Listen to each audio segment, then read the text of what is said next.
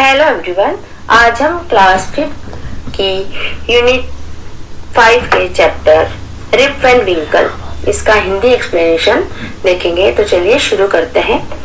Rib Van Winkle, this story is about Rip Van Winkle, a good natured but lazy man who goes away into the hills and falls asleep. When he awakens 20 years later, Rip finds that quite a few things have changed. यह story एक rib Van विंकल नाम के व्यक्ति की है जिसका स्वभाव बहुत ही अच्छा था, परंतु वह बहुत आलसी था। एक दिन वह पहाड़ों की ओर चला जाता है और गहरी नींद में सो जाता है। फिर 20 साल बाद वह उठता है और वापस जब गांव की ओर लौटता है तो वह पाता है कि बहुत सी चीजें बदल गई हैं। चलिए शुरू करते हैं फर्स्ट पैरा से। Many years ago, at the foothills of the Catskill Mountains, was a little village. In the village lived a simple, good-natured fellow named Rip Van Winkle. बहुत समय पहले की बात है। Catskill Mountain के foothills पर एक छोटा सा गांव था। उस गांव में एक बहुत ही सिंपल, बहुत ही अच्छे स्वभाव का एक व्यक्ति रहता था जिसका नाम था Rip Van Winkle. He was a kind neighbor, ready to help anyone. वो बहुत ही अच्छा पड़ोसी था और सबकी मदद करने के लिए तैयार रहता था। Everyone in the village liked him. गांव में सभी उससे पसंद करते थे। The children of the village shouted with joy whenever they saw him because he played with them. He taught them to fly kites and shoot marbles and told them long stories. जब भी गांव के बच्चे उसे देखते थे तो खुशी से चीख पड़ते थे और उसे देखते थे तो क्योंकि रिप वैन विंकल उनके साथ खेलता था, उनके साथ पतंग उड़ाता था और मार्बल्स यानी आंटी वाला गेम जो होता है वो खेलता था और उन्हें लंबी लंबी इंटरेस्टिंग कहानियां भी सुनाता था। Second para. The only problem with Rip was that he was lazy. He was very lazy.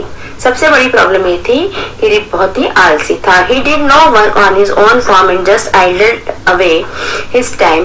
His fences were falling to pieces. His cow was going astray. वो अपने खेत में कोई भी काम नहीं करता था, बस ऐसे ही जस्ट आलसी जैसा पड़ा रहता था। उसकी जो खेतों में रेलिंग होती, फेंसेस है ना, रेलिंग होती है, वो छोटे छोटे टुकड़ों में टूटकर इधर उधर पड़ी हुई थी और उसकी जो काऊ थी वो भी इधर से उधर गुमराह होकर घूम रही थी, भटक रही थी। एस्ट्रे मीन्स गुमराह होकर भटकना। Weeds grew on his farm. Weeds है ना खरपतवार, उसके खेतों में बहुत सी खरपतवार भी उग गई थी। Rip's constant companion was his dog. और उसका जो साथी था जो उसके साथ हमेशा रहता था वो डॉग था, उसका नाम था Wolff. To avoid work, he would walk away into the forest with his dog. वो काम ना करना पड़े इसलिए वो अपने डॉग को लेकर जंगल की ओर चला जाता था। Third para. One day Rip just walked on and reached the highest part of the mountain. एक दिन ऐसे ही रिप चलता गया और माउंटेन के सबसे ऊंचे पार्ट की ओर चला गया। It was late in the afternoon when he reached there. Tired after his long climb, he lay down and began daydreaming. It was soon evening and he realized it would be night by the time he reached his village.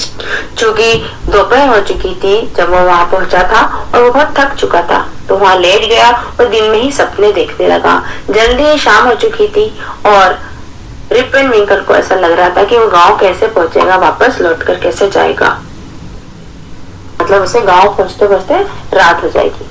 Suddenly he heard a voice calling out, Rip Van Winkle, Rip Van Winkle. अचानक ही उसने एक आवाज सुनी, Rip Van Winkle, Rip Van Winkle. He looked around and saw a short old man with thick hair and a grizzled beard walking towards him with a barrel. उसने अपने चारों ओर देखा और देखा कि एक शॉर्ट ओल्ड मैन जिसके thick hair है और grizzled मीन व्हाइट और भूरे बाल, बियर्ड मीन्स दाढ़ी, सफेद पूरे बाल की दाढ़ी ली हुई है एक व्यक्ति शॉर्ट ओल्ड मैन उसकी तरफ चला आ रहा है और उसके हाथ में एक बैरल है। बैरल मीन्स वुडन कंटेनर, लकड़ी का पीपा।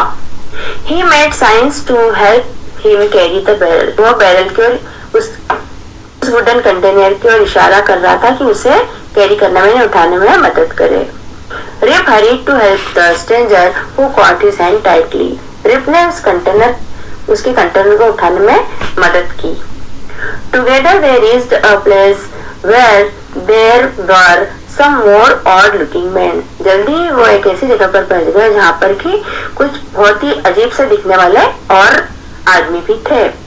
Playing nine pins, जो कि नाइन पिन्स खेल रहे थे. नाइन पिन्स एक प्रकार का गेम होता है. They were all dressed the same way and all of them had beards of various shapes and colors. वे सब एक जैसी ड्रेसेस पहने हुए थे और उनकी जो बियर्ड्स थी यानी उनकी जो दाढ़ी थी वो अलग अलग शेप और कलर्स की थी. Even though they were playing a game, उसके बाद भी वे गेम खेल रहे थे. Their faces were serious and there was silence. उनके जो चेहरे थे बहुत ही गंभीरता लिए हुए थे और एकदम से शांति का माहौल था. The only sound was the noise of the balls which echoed in the mountains like thunder. केवल एक ही आवाज आ रही थी, वो बॉल की थी जो कि माउंटेन में गूंज कर थंडर की तरह यानी तूफान की तरह गूंज रही थी. As Rip and his companion reached them, जैसे ही रिप और उसके कंपेनियन वहां पहुंचे, they stopped playing and stared at Rip with a fixed gaze. वे सब रिप को देखने लगे और उन्होंने खेलना बंद कर दिया.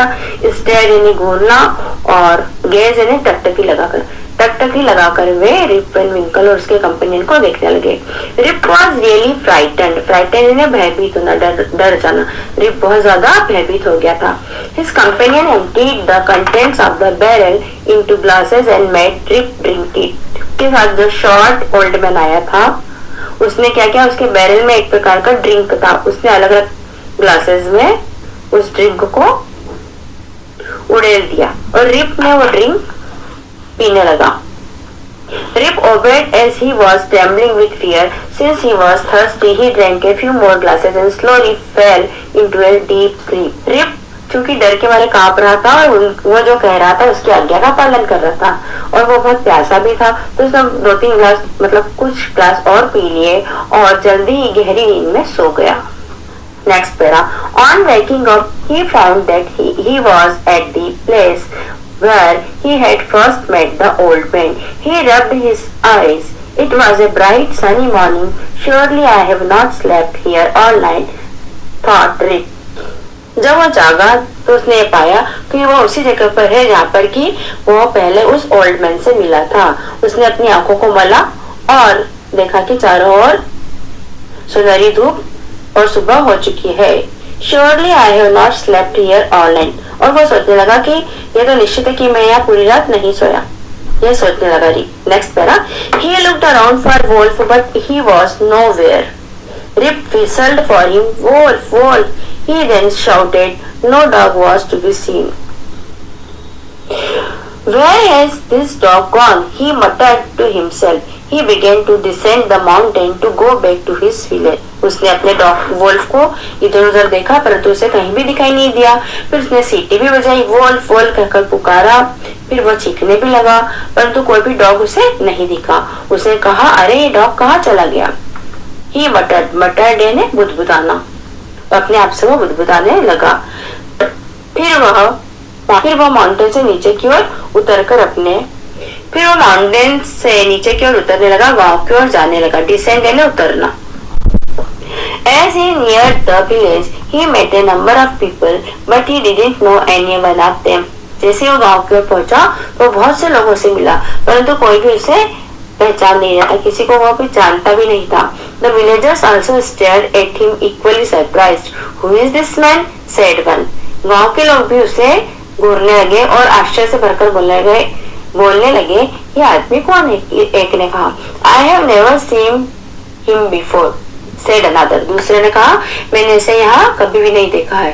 Look at his long white beard and his wrinkled face. अरे इसकी long white मतलब इसकी जो लंबी सफेद दाढ़ी इसे देखो और इसका झुर्रियों से भरा हुआ चेहरा देखो. On hearing this, Rip stroked his chin and to his astonishment, he found his beard had grown a foot long and it was all white. यह सुनकर रिप ने अपनी दाढ़ी पर चिन पर हाथ फेरा तो वह आश्चर्य से चकित रह गया. एस्टोनिशमेंट यानी आश्चर्यचकित रह जाना. उसने देखा कि इसकी जो दाढ़ी थी वह 1 फुट लंबी हो चुकी थी और पूरी व्हाइट थी. An old woman walked up to him and looked at his face for a moment. तभी एक ओल्ड वुमन चलकर उसके पास आई और उसके चेहरे को देखने लगी एक पल के लिए. Then she exclaimed, "It is Rip Van Winkle. Welcome home again, old neighbor.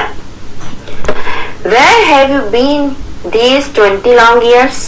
फिर वो आश्चर्यचकित होकर बोली, "Rip Van Winkle, welcome home again. तुम मेरे पुराने पड़ोसी हो. तुम इतने 20 सालों से कहाँ थे?" इस शॉर्ट स्टोरी को लिखा है वॉशिंगटन इरविंग ने. इस स्टोरी को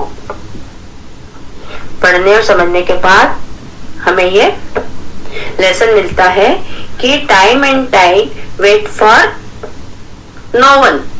life goes on, it doesn't wait for anyone.